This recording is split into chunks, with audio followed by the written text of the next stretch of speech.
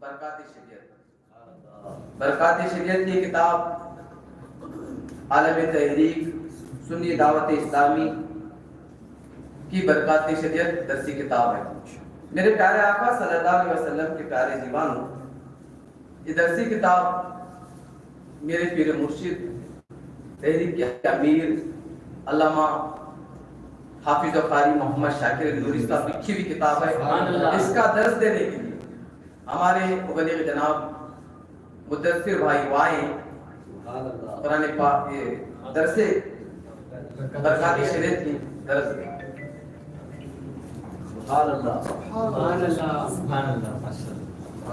السلام علیکم ورحمۃ اللہ وبرکاتہ. الحمد للہ رب العالمین والصلاة والسلام علی سید المرسلین. اما بعد اعوذ باللہ من الشیطان الرجیم. بسم اللہ الرحمن الرحیم.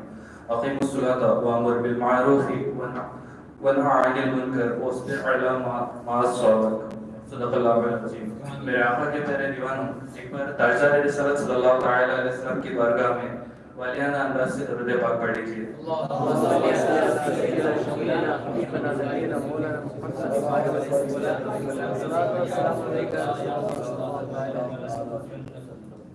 تو میرے عزیزوں، ابھی پچھلے جمعہ سے قبل ہم نے شرائط نماز سیکھی تھی. شرائط کتنے تھے؟ 6. کوئی بتا سکے گا؟ 6. پہلا طہارت. طہارت کے کتنے تھے فرض؟ 3. جسم کا پاک ہونا، کپڑے کا پاک ہونا اور جگہ کا پاک ہونا. دوسرا ستر عورت.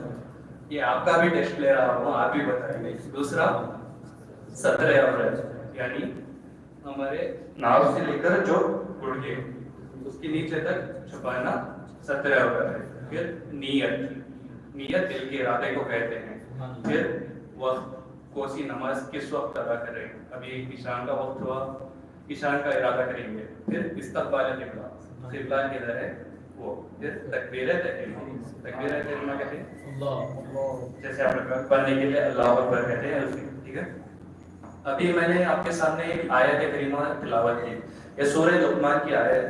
اس میں لقمان حکیم اپنے بیٹے کو ہدایت کرتے ہوئے فرماتے ہیں یا بنیا اقیم الصلاۃ وامر بالمعروف وانہی عن المنکر واصبر علی ما اصابک. اس کا ترجمہ ہے کہ اے میرے بیٹے، نماز قائم کر، اچھی بات کا حکم دے، برائی بات سے منع کر، اور جو تجھے تکلیف پہنچے اس پر صبر کر. ابھی ایک باپ اپنے بیٹے کو نصیحت کر رہے ہیں، وہ بھی لقمان حکیم. یہ کم و بیش 4000 سال پہلے کی بات ہے. اس کے آگے فرماتے ہیں اگر تم سے کوئی بے حیائی ہو گئی، بے حیائی تم سے ہو گئی یا کوئی گناہ ہو گیا، یہ مت سمجھنا کہ وہ چھپ گیا ہے. اگر تم چھپ کر کرو گے، پہاڑ کے اندر جا کر کرو یا آسمان میں کرو یا زمین پر کرو. وہ زمانے میں تو یہ ممکن ہی نہیں تھا، لیکن وہ زمانے میں لقمان حکیم فرما رہے ہیں کہ تم گناہ کہاں پر بھی کرو چھپ کر، اللہ وہ تمہارے سامنے لائے گا. یہ ہدایت اپنا باپ کر رہا ہے اولاد کو. ابھی ہم دنیاوی طریقے سے دعا لیتے ہیں، لیکن لقمان حکیم اپنے بیٹے کو ہدایت کر رہے ہیں کہ نماز بھی پڑھ اور اچھی بات کا ذکر کر. اسی طرح نماز اللہ تعالیٰ کی یاد کا ایک ذریعہ بھی ہے.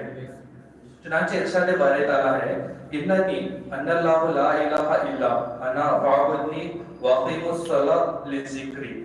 بے شک میں ہی اللہ ہوں کہ میرے سوا کوئی معبود. یاد کا ہم یاد کر سکتے ہیں، نعمت ہر ایک نعمت اللہ کی طرف سے، لیکن نماز اللہ تعالیٰ نے فرمایا میری یاد کے لیے نماز قائم کرو.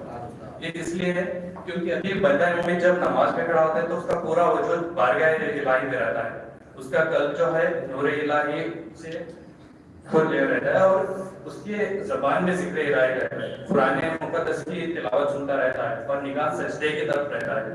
دنیا میں کوئی بھی خیالات نہیں آتا. اسی طرح اور ایک حدیث پاک میں ہے، ایک بار درود پاک پڑھ لیجیے.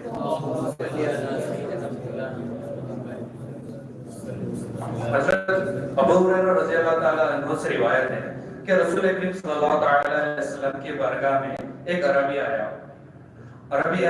اس نے کہا مجھے ایسا عمل بتائیے کہ جب میں اسے کروں جنت میں داخل ہو جاؤں. سبحان اللہ.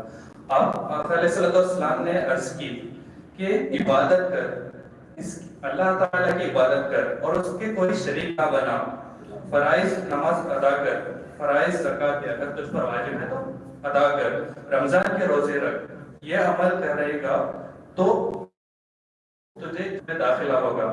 تو اس آدمی نے کہا کہ قسم اس اللہ تعالیٰ کی جس کے قبض قدرت میں میری جان ہے، میں اس عمل میں کچھ نہ زیادہ نہیں کروں گا نہ کچھ کم کروں گا۔ جب یہ کہہ کر وہ آدمی واپس چلا تو آقا نے فرمایا کوئی اگر جنتی دیکھنا چاہتا ہے تو اس شخص کو دیکھ لیجیے۔ اب میرے پیارے آقا کے دیوانوں، اس سے معلوم ہوا کہ نماز پڑھے اور یہ جو عمل میں نے بتایا، رمضان میں روزے رکھے، زکات پر جائے تو زکات آپ ادا کریں اور حج کریں، اگر یہ آپ اپنی زندگی میں پریکٹیکل کر لیں، ٹھیک ہے، ابھی سڈن کوئی بھی چینجز نہیں ہو سکتا، پریکٹیکل کریے، ابھی ایک مہینے میں آپ ارادہ کر لیجیے کچھ بھی ہو جائے نماز نہ چھوٹے۔ الحمدللہ یہ میں اپنا پریکٹیکل بتا رہا ہوں، نماز نہیں چھوڑ سکتے، ایسا ہو جائے گا، ٹھیک ہے۔ اور ایک آپ کو ایک حدیث پاک مبارک سناتا ہوں، وہ سمجھ کر لیجیے۔ جی، نماز جو ہے وہ گناہوں سے مغفرت بھی کراتی ہے۔ وہ کیسے؟ حضرت ابو مسلم رضی اللہ تعالیٰ عنہ سے روایت ہے، حضرت ابو امامہ رضی اللہ تعالیٰ عنہ کی خدمت میں حاضر ہوا، وہ مسجد میں تشریف تھے، میں نے عرض کی مجھ سے ایک شخص نے آپ کی طرف سے یہ حدیث نقل کی کہ آپ نے نبی کریم صلی اللہ علیہ وسلم سے یہ ارشاد سنا، جو شخص اچھی طرح وضو کرتا ہے، اچھی طرح وضو کرے اور پھر فرض نماز کے لیے کھڑا ہوتا ہے تو حق تعالیٰ اس کے دل کے گناہ معاف کر دیتا ہے، جو چلتے ہوئے کرتا ہے وہ، اور جس کے ہاتھ سے ہوئے وہ بھی معاف کرتے ہیں، جو آنکھوں سے دیکھا وہ گناہ بھی معاف ہو جاتے ہیں، چنانچہ اس کے دل میں جو گناہ کرنے کا ارادہ تھا اسے بھی معاف کر دیا جاتا ہے۔ سبحان اللہ۔ تو میرے پیارے آقا کے پیارے دیوانوں، میں آپ سے گزارش کرنا چاہتا ہوں کہ نماز قائم کریں اور اپنے گناہوں کو مٹائیں۔ اللہ تعالیٰ پہلے مجھے اس پر عمل کرنے کی توفیق عطا فرمائے اور آپ سب کو عمل کرنے کی توفیق۔ السلام علیکم۔ وعلیکم السلام۔ سبحان اللہ۔ سبحان اللہ۔ میرے پیارے آقا صلی اللہ علیہ وسلم کی پیارے زبان، سبحان اللہ کہیے، سبحان اللہ۔ سبحان اللہ۔ میرے پیارے آقا صلی اللہ علیہ وسلم کی پیارے زبان، حضرت دائی عظیمہ رضی اللہ عنہ فرماتے ہیں، میں کبھی بھی اپنے گھر میں چراغ